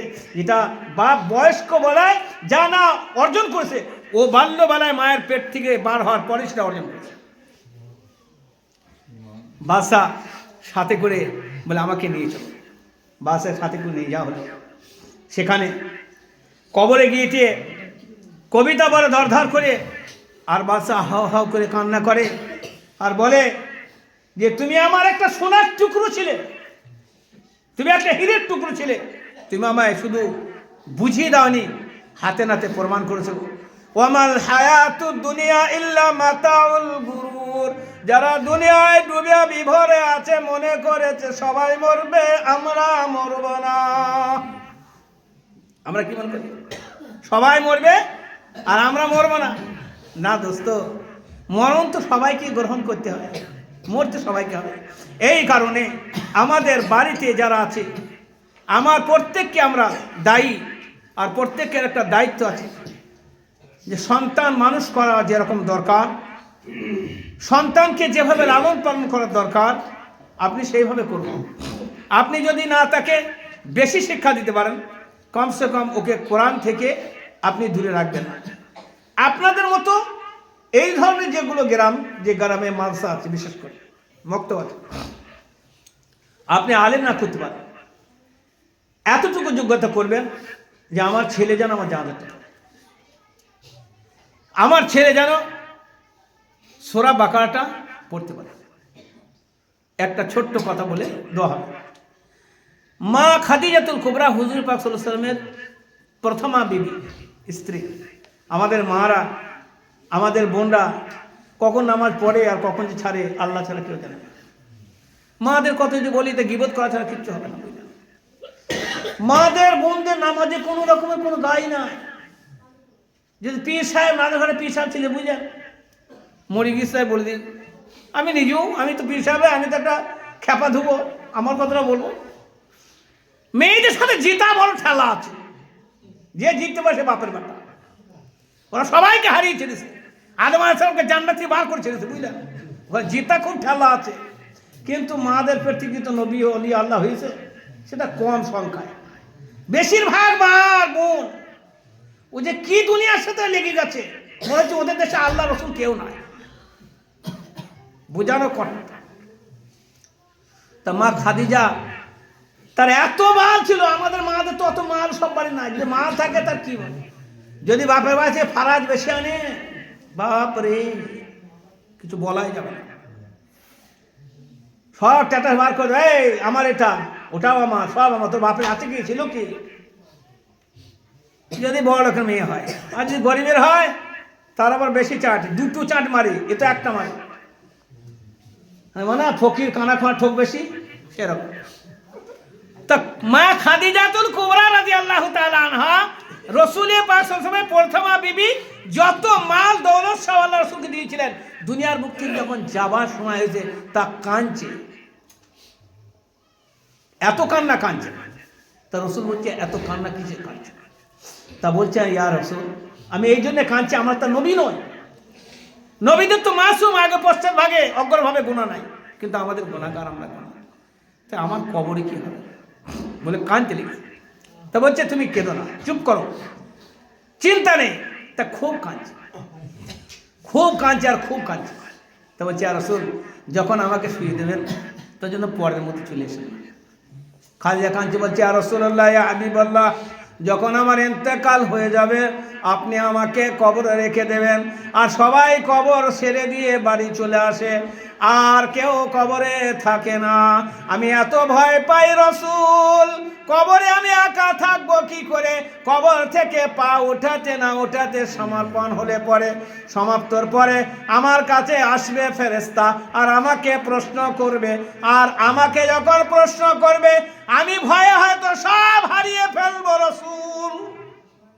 আপনি পরের মতো না চলে এসে আমার ওপরে মেহেরবানি করে কবরের ওপরে যেন একটু আপনি ওয়েট করবেন, অপেক্ষা করবেন।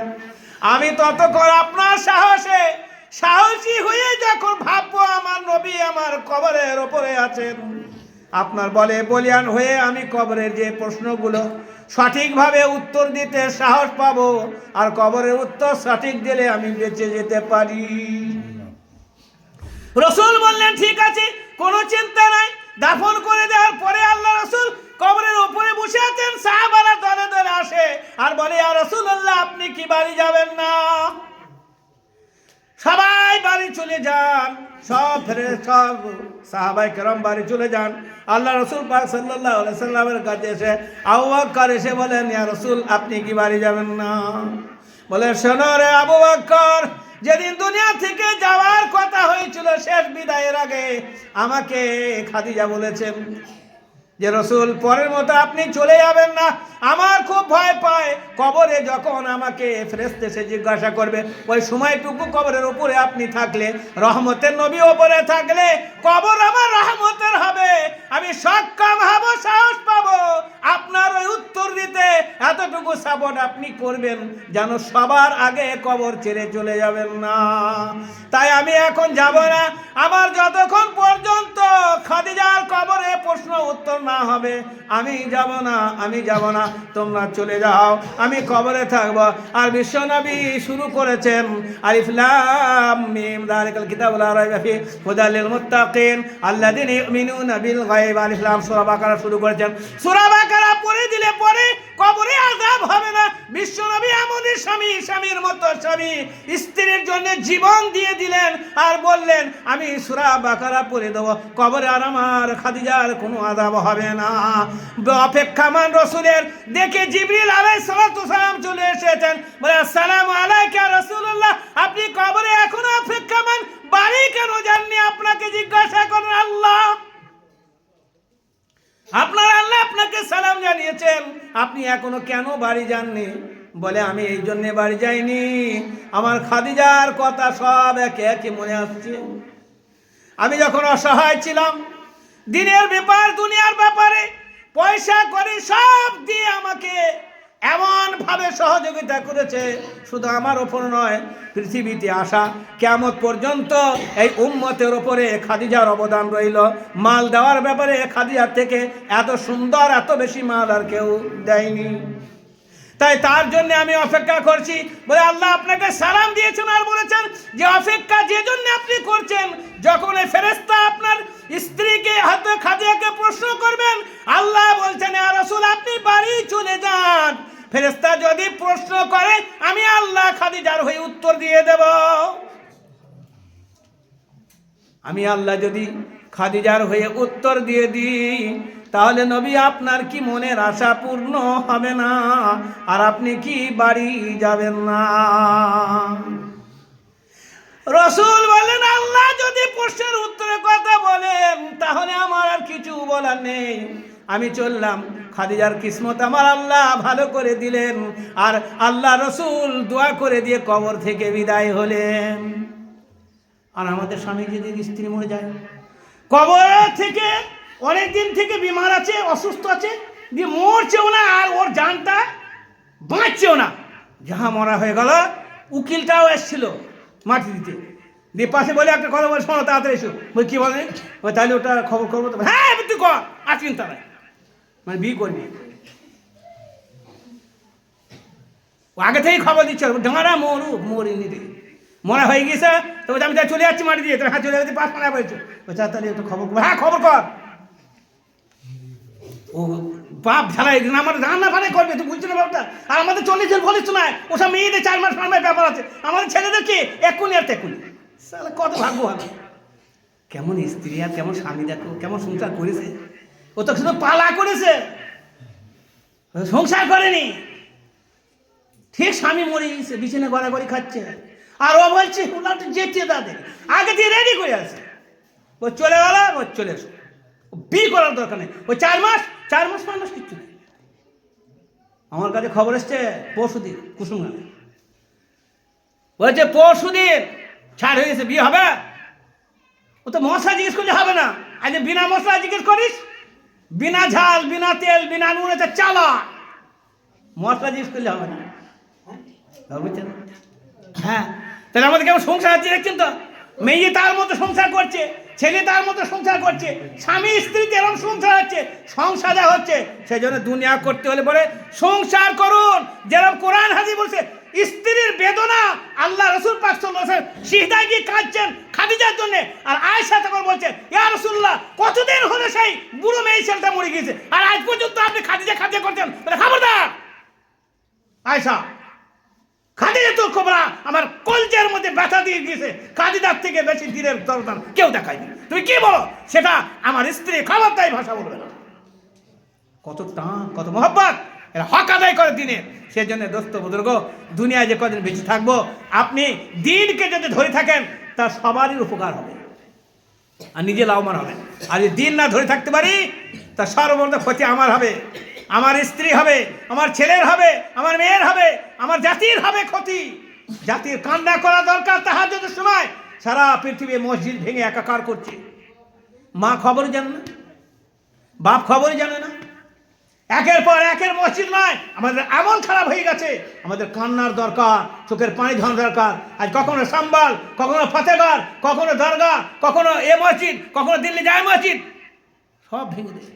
কারণ আমাদের আকাবিররা কোনো অস্ত্র ছিল না, নিরস্ত্রই ওই ইংরেজ বেঈমানের সাথে জিহাদ করে 1947 খ্রিস্টাব্দে 15ই আগস্ট ভারতকে স্বাধীন করেছিল। এইরকম যদি মসজিদ ভাঙা আর এইরকম যদি দ্বন্দ্ব লাগায়, আমাদের যুবক, আমাদের জওয়ান, আমাদের তৈরি হতে হবে, আমাদের মাদের বুঝাতে হবে তোমার বাড়ি এরকমই ভাঙবে যেরকম ওরা ভাঙছে। আমার বাড়ি বাঁচাতে হবে, আমার মসজিদ বাঁচাতে হবে, জান্নাত পরের কথা, জাহান্নাম পরের কথা, প্রথম দুনিয়া বাঁচাতে হবে। তার জন্য কি করতে হবে? মাসুমদেরকে বলতে হবে নামাজ পড়ো। কারণ উজিবদাত দায়দা দানি ফালিয়াস্তাজিবুলি, মুসলমান বান্দা অপারক হয়ে আল্লাহর দরবারে হাত তুলবে, আমি তাদের হাত ফেলবো না, তারা হাত তুলে নামাবে। আর কোনো বেঈমান ভারতবর্ষের বুকে তারা মুসলমানদের অত্যাচার করে পার্তা পাবে না। আমাদের দোয়া আছে, আমাদের কোরআন আছে, আমাদের হাদিস আছে, আমরা তাদের খালি হাতে জান দেওয়ার জন্য প্রস্তুত হব। আল্লাহ মালায়েকা ফেরেশতা বদরের ময়দানে নামিয়েছিল, সেইভাবে মদত করবে, কিন্তু দিন থাকতে হবে। আর যদি দিন না থাকে আপনার বাড়ি থাকবে না, ঘরও থাকবে না, দেশের মধ্যে আপনি সব থেকে পাপিষ্ঠ বলে গণ্য হচ্ছে। আপনাকে সরাতে পারলে ওরা বেঁচে যায়। কিন্তু যখন নিরস্ত্রভাবে ইংরেজ যেমন কঠিন শক্তিশালীকে আমরা দেশ থেকে পরাস্ত করেছি, সম্মিলিতভাবে এই দেশের যারা আমার হিন্দু ভাই আছে, খ্রিস্টান ভাই আছে, যারা দেশকে মহব্বত করে, যারা সম্প্রীতি জানে, ভালোবাসা জানে, তাদের সাথে সাথ দিয়ে এই কুখ্যাত কয়েকটা মানুষ যারা বিভ্রান্ত সৃষ্টি করেছে তাদের প্রতিবাদ করার মতো ক্ষমতা তুলবো। তার জন্য আমাদের নামাজ দরকার, তার জন্য জিকির করা দরকার, তার মধ্যে ঈমান বাড়াতে হবে। তা নাহলে পরে কাপুরুষের মতো বসে থাকলে পরে কাজ হবে না। আল্লাহ আমাদের বুঝার তৌফিক দান করুন। ওয়া আখিরু দাওয়ানা আলহামদুলিল্লাহি রাব্বিল আলামিন। اللهم صل على سيدنا شفيعنا مولانا محمد وعلى آل سيدنا شفيعنا مولانا محمد بلغ العلا بكماله كشف الدجى بجماله حسن جميع خصاله صلوا عليه وآله ربنا ظلمنا أنفسنا وإن لم تغفر لنا وترحمنا لنكونن من الخاسرين يا أرحم الراحمين يا أكرم الأكرمين يا حنان يا منان يا ستار يا غفار يا رحيم يا ودود يا ذا الجلال والإكرام। পরওয়ারদের আলম সন্ধ্যা থেকে নিয়ে এ পর্যন্ত আলাপ আলোচনা অনেক কিছু হয়েছেন। এ আল্লাহ জ্ঞানী গুণী মৌলানা সাহেব, এ আল্লাহ উনি অনেক কিছু ভালো ভালো কথা বলেছেন। এ আল্লাহ আজকের এই মজলিসে ভুল ভ্রান্তি যা কিছু বলা শোনার মধ্যে হয়ে থাকে আল্লাহ নিজ কর্মে ফজল কর্মে আপনি ক্ষমা করে দিন। ও আল্লাহ সারা পৃথিবীর মানুষকে এ আল্লাহ হিদায়ত নসিব করুন, সারা পৃথিবীতে শান্তি আনায়ন করুন, সুখের হাওয়া শান্তির হাওয়া চালিত করুন, বেদিনী হাওয়া বদিনী হাওয়াকে খতম করুন। বিশেষ করে ভারতবর্ষের মাটিকে এ আল্লাহ শান্তি দান করুন, ভারতবর্ষের মানুষকে এ আল্লাহ সুস্থ রাখুন, শান্তি রাখুন। এ আল্লাহ বেদিনকে এ আল্লাহ দুনিয়ার বুক থেকে এ আল্লাহ সহি হিদায়ত দান করুন। যদি হিদায়ত নসিবে না থাকে মাওলা তাহলে জাহান্নামে আপনি তাদের রশিদ করে দিন। আয় আল্লাহ সারা ভারতবর্ষের আল্লাহ ইমানদার মুসলমানদের জান মাল ইজ্জত আবরুর আপনি হেফাজত করুন। এ আল্লাহ আমাদেরকে সম্প্রীতির সাথে হিন্দু এবং মুসলমান খ্রিস্টানদের পাদ্রী সকলে মিলে সম্প্রীতির সাথে জীবনযাপন করার তৌফিক আপনি দান করুন। হিন্দুস্তানের মাটিকে কদর করার তৌফিক দান করুন। আল্লাহ এই দেশ আমার মাতৃভূমি, এই দেশ আমার দেশভূমি। এ আল্লাহ দেশের সাথে মহব্বত করতে পারে তার তৌফিক আপনি দান করুন। ও আল্লাহ জন্ম দেশে হয়েছে, এ আল্লাহ শাহাদতের জামের শরাব যেন দেশেই পান করতে পারি, আর এই দেশেই যেন আমাদের সকলের আল্লাহ দাফন হয়, তার জন্য আপনি কবুল করুন। পরওয়ারদিগার আলম আমাদের বাচ্চার আমাদের এক একটার আপনি জান এবং মাল ইজ্জত আবরুর হেফাজত করুন। সারা ভারতবর্ষের ইমানদারদের আল্লাহ বড় অসহায় দিন, বড় জুলম বড় মজলুম তারা মওলা, এ আল্লাহ মজলুমদের আপনি সহযোগিতা করুন, সহযোগিতা করুন। ও আল্লাহ আমরা যত গুনাহ করেছি গুনার কারণে আমাদের উপরে এই পাপ নেমে এসেছে, আল্লাহ গুনাহ থেকে বাঁচার তৌফিক আমাদেরকে দান করুন, আমার মা বোনদের দান করুন, নামাজের মধ্যে পাবন্দি করার তৌফিক দান করুন, কোরআনে পাক পড়ার তৌফিক দান করুন, মাদারিসের মধ্যে আপনি হেফাজত করুন, খানকার আপনি হেফাজত করুন, মাসাজিদের হেফাজত করুন, সারা পৃথিবীর মাসাজিদ মাকাতি মাদারিসের আপনি হেফাজত করুন, মসজিদে আকসার হেফাজত করুন, হারমাইন শরীফাইনে হেফাজত করুন, খানকার হেফাজত করুন, মারাকিদের হেফাজত করুন, মাদারিসের হেফাজত করুন, মাকাবিরের হেফাজত করুন। এ আল্লাহ খানকার হেফাজত করুন, মাসাজিদের হেফাজত করুন।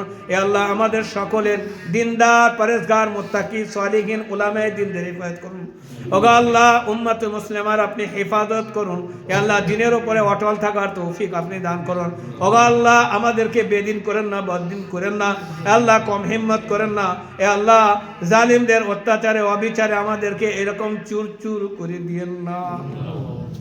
আল্লাহ আমাদের হেফাজত করুন। আয় আল্লাহ আপনি ছাড়া আমাদের হেফাজত করার কেউ নাই মওলা। আয় আল্লাহ আমরা এখনো বুঝতে পারি না, দুনিয়াতে আমাদের হেফাজত করুন, কবরও হেফাজত করেন। এ আল্লাহ আখিরাতে হুজুরে পাক সাল্লাল্লাহু আলাইহি সাল্লামের সুপারিশ নসিব করেন মাওলা, তার হাতে জামে শরাব পান করে এ আল্লাহ জান্নাতুল ফেরদৌস আমাদের সকলে নসিব করেন। এই বাড়িতে এ আল্লাহ যা কিছু পড়াশোনা হয়েছে কোরআনে পাকের আল্লাহ 6টি খতম হয়েছে, আর যা কিছু বলেছেন মাওলা এ আল্লাহ সব বিশ্বনবী সাল্লাল্লাহু আলাইহি ওয়াসাল্লাম পবিত্র নামাজ পৌঁছে দিয়েন, অন্যান্য আসহাবে কেরামদের মধ্যে পৌঁছে দিয়েন, সারা বিশ্বের মুমিন মুমিনাতের মধ্যে পৌঁছে দিয়েন, এই গ্রামের সমস্ত মুমিন মুমিনাতের মধ্যে পৌঁছে দিয়েন। খাস করে এই বাড়িতে আল্লাহ যত রকমের এ আল্লাহ ওলি আল্লাহ বুজুর্গান কুতুব এ আল্লাহ দিনদার সালেহা যত দুনিয়ার বুক থেকে চলে গেছেন এ আল্লাহ সকলের আরওয়ার মধ্যে পৌঁছে দিয়েন। এই বাড়িতে যান নিয়েতে আল্লাহ পড়াশোনা করা হয়েছে, আজকে সবটা তার কবরে আপনি ঠেলে দিয়ে জান্নাতুল ফেরদৌসে আলী মাকাম তার আপনি নসিব করে দিয়েন। আমাদেরকে কবুল করুন, আমাদের সন্তানদের কবুল করুন, আমাদের এই উপস্থিত মাহফিলকে আপনি কায়েম করুন, যার যা মনের আশা আছে নেক বাসনাগুলো আপনি পূর্ণ করেন।